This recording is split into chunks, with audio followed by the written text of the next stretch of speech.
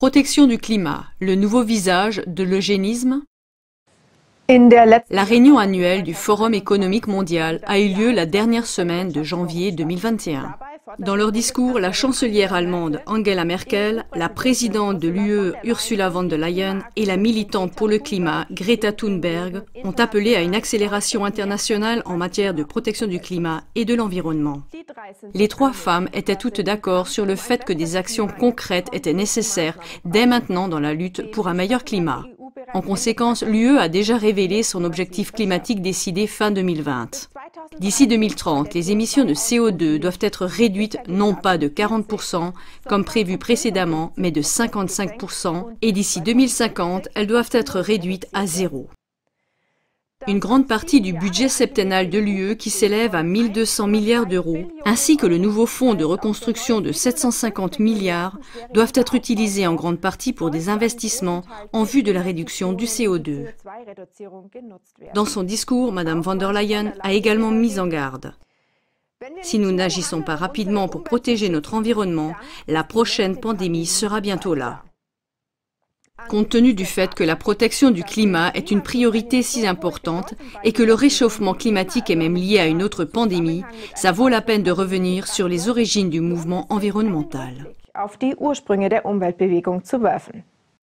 Tout a commencé avec Julian Huxley, celui dont on dit qu'il est à l'origine du mouvement environnemental et fondateur de la plus grande organisation privée de protection de la nature, le Fonds mondial pour la nature, WWF. Cependant, Huxley était aussi un défenseur de l'eugénisme. À l'époque, l'idéologie de l'eugénisme existait même dans le cas le plus extrême, la stérilisation ou le meurtre des membres de la société indignes de la vie, afin d'économiser les coûts de leurs soins. Les eugénistes ont également poursuivi l'objectif du contrôle de la population afin de contenir la croissance démographique. Ils croyaient que la classe supérieure anglaise avait le droit de régner parce qu'elle était génétiquement supérieure.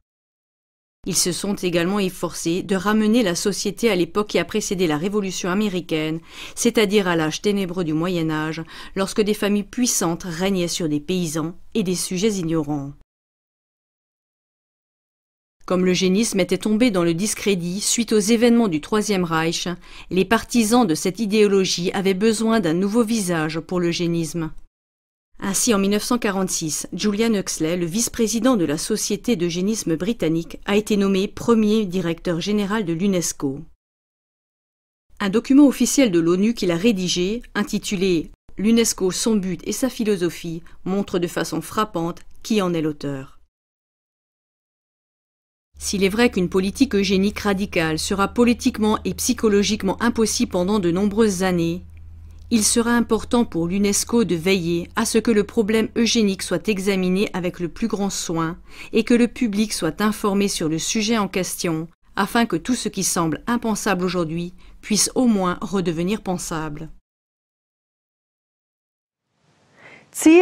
L'objectif des principaux eugénistes était donc de reconditionner le sujet de l'eugénisme ou du contrôle des populations d'une manière totalement nouvelle, de sorte qu'on ne puisse plus faire aucun lien avec l'eugénisme qui se cache derrière.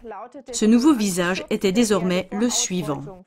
Protection de la terre contre l'exploitation, la pollution et une catastrophe écologique causée par l'homme. Huxley a prêché que le terme de protection de l'environnement ou d'écologie devait désormais remplacer le terme discrédité d'eugénisme. Il s'ensuivit des années d'information au cours desquelles on a présenté comme une menace la croissance de la population mondiale afin d'ancrer dans la perception du public la nécessité de contrôler la population et de protéger l'environnement. L'UNESCO a servi de tremplin idéal pour cela. Ainsi, diverses organisations et publications sont apparues progressivement. En 1948, Huxley a fondé l'Union internationale pour la conservation de la nature. En 1961, Huxley a fondé le WWF, Fonds mondial pour la nature. Voici d'autres membres fondateurs importants, par exemple Godfrey Rockefeller, le prince néerlandais Bernhard, co-initiateur du groupe Bilderberg, et le prince Philippe, mari de la reine Élisabeth II.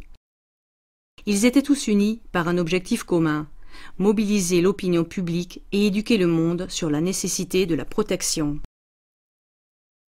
En 1969, le gouvernement américain de l'époque, dirigé par le président Nixon, a publié le rapport intitulé « La croissance démographique et l'avenir américain, qui a été préparé sous la direction de John D. Rockefeller, dont la famille a largement contribué au financement et à la promotion de l'eugénisme.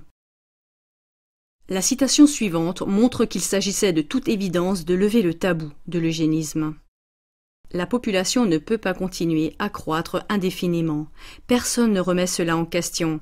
Et nous avons dit dans nos conclusions que nous pensons que la nation devrait maintenant être favorable à un chiffre de population stabilisé et planifier cela.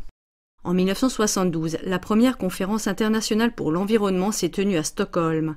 Aujourd'hui encore, on considère qu'il s'agit d'un jalon dans l'histoire du mouvement environnemental moderne et du début de la politique environnementale internationale. Elle était présidée par Maurice Strong, un homme du monde pétrolier international et ami proche de David Rockefeller. Depuis lors et dans les dernières décennies, le mouvement environnemental s'est concentré sur d'autres sujets de crise tels que les pluies acides, le trou dans la couche d'ozone, les forêts tropicales, etc. Enfin, en 1988, le GIEC a été créé. Les rapports produits par le Conseil pour le climat ont servi de source faisant autorité pour les médias et de nombreux autres porte-paroles du réchauffement climatique, comme l'ancien vice-président américain Al Gore. Depuis lors, la question du réchauffement climatique et de la réduction des émissions de CO2 qui lui est associée est devenue de plus en plus importante, de sorte qu'elle est aujourd'hui un sujet majeur dans la politique ainsi que dans les réunions des élites dirigeantes, fermant ainsi la boucle de l'eugénisme. Car si la réduction des émissions de CO2 est appliquée comme prévu, elle équivaudra à une désindustrialisation insidieuse. Sur le plan économique, cela nous ferait reculer de plusieurs décennies, voire de plusieurs siècles, et entraînerait inévitablement une réduction de la population.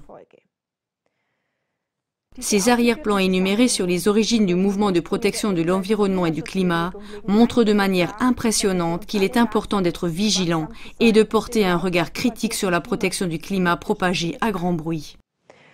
Der große Wunsch von Prinz Philipp ist eine Pandemie. Le grand souhait du prince Philippe est une pandémie. Il l'a exprimé à l'agence de presse allemande en 1988. Si je suis réincarné, je voudrais que ce soit en virus mortel pour aider à résoudre le problème de la surpopulation. Dans son discours au Forum économique mondial, Madame von der Leyen a mis en garde contre une nouvelle pandémie si les objectifs climatiques ne sont pas atteints. Se pourrait-il que derrière le mouvement climatique se cache encore le plan perfide des eugénistes qui, bien qu'apparaissant sous une nouvelle apparence, ne poursuivent finalement pas la protection de notre environnement, mais plutôt l'objectif de réduire l'humanité? Vous pouvez également trouver plus d'informations à ce sujet dans notre émission « Les Georgia Guidestones ». Chers téléspectateurs, pensez-vous également que le public devrait être informé des véritables racines et des tireurs de ficelles inhumains du mouvement de protection de l'environnement et du climat? Alors aidez-nous en diffusant cette émission sur tous les réseaux sociaux. Merci beaucoup. Vielen Dank.